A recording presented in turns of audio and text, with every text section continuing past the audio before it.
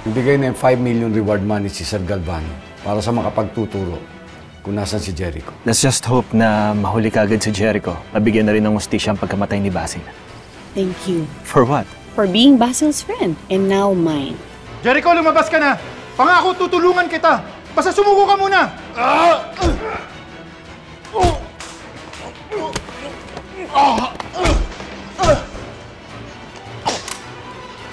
Ano?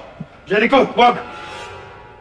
Nung nagkita kami ni Jericho, nabanggit niya sa akin na nawawala raw ang bangkay ng ex ni Rebecca at ng papa niya. Nasa ilalim ng dagat ang bangkay ng kuya namin. Eh, yung ex ni Rebecca? Nabaon siya sa minahan. Hindi na kayang i-retrieve ang katawan. Matutulungan niyo ba kaming mahanap si Ma'am Rebecca o hindi? Hindi na ba tayo aalis? Hindi na po muna siguro, Nay.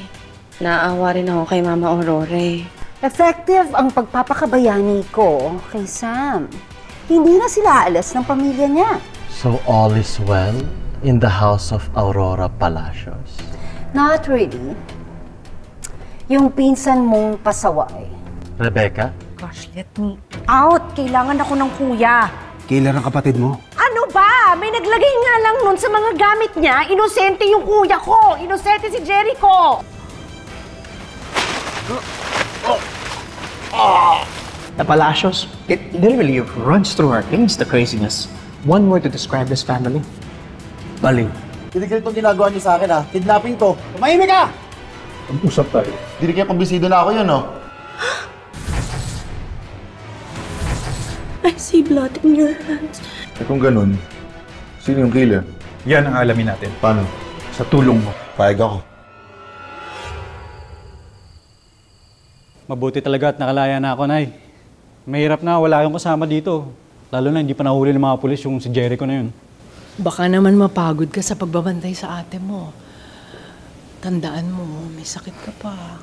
Nay, basta pagdating sa inyo ni ate, wala tong cancer na to. Walang sinabi to. Sus, cancer. Francis, tama si nanay. Ano ka ba? Magpagaling ka. Siyempre, kailangan pa nandito na magiging anak ko. Eh, oo naman ate, promise. Matagal na matagal niyo pa ako makakasama ni nanay. Baby, ako mag-aalaga sa'yo ha, huwag ka mag-alala. Teka lang, ano, gusto niyo ba ng merienda? Masarap na merienda. Sarapan mo. Okay, sige, sandali lang ha.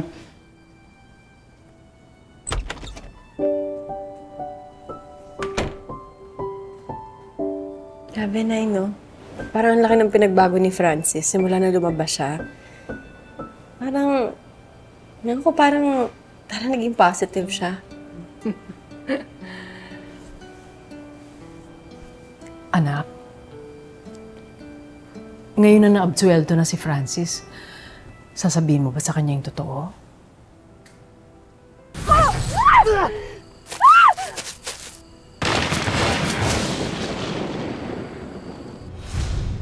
Yung nangyari kay Paco? Yung nakulong siya dahil sa morphine na kinuha mo? Yung blackmail ka ni Basil para patayin si George?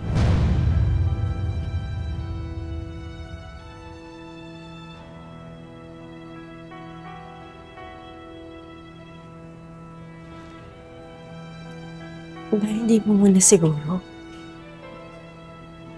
Nakita naman natin kung gaano kasaya si Francis. Baka pag nalaman niya, magalit lang siya sa akin, tsaka baka itakwil niya ako. Tsaka na lang po.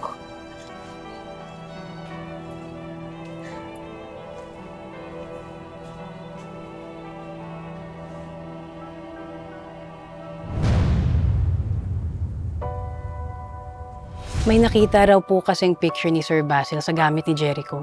Si Jericho ang killer ni Basil? Baka nga raw po pati kay Sir Paco. May nakita ding picture ni Sir Paco na naka-ekis na.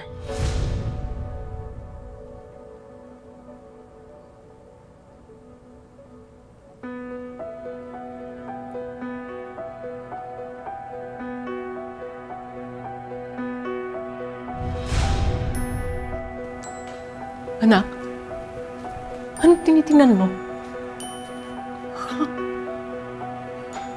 Diyos ko, anak, ba't ganyan? Sinong gumawa niyan? Isusunod ka ba? Sandali. Tulong! Tulong! May gustong pumatay sa anak ko! Francis, anak! Sam! Nay! Nay! Ate! Ano nangyari?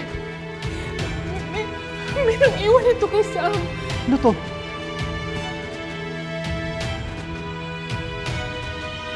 Anong ibig sabihin yan? Ate kayo isusunod ng killer?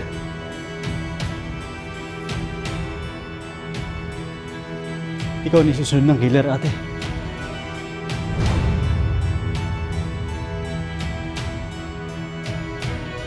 Diyos ko. Francis, Sir Armando, huwag niyong hayaan may mangyari kay Sam. Parang awan niyo na po. Nay, huwag po kayong mag-alala. Hindi ko po hahayaan na may mangyaring masama kay ate. Magkamatay na kami muna nung killer na yun. May nakita ka bang pumasok sa kwarto mo o lumabas?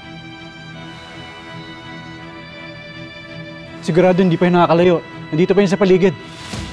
I-alerto ko lang ang buong estate. Sama po ako. Dito ka na muna. Bantayan mo ang mama at ate mo. Hindi natin alam kung anong susunod na hakbang ni Jericho.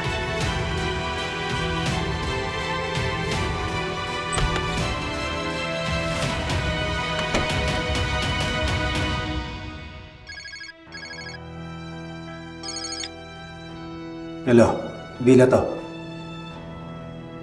Ano? Bakit? May gulo na naman sa palasyos eh.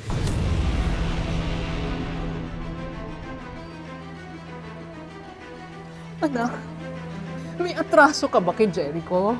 Huh? May ginawa ka ba sa kanya? Hindi ko po alam.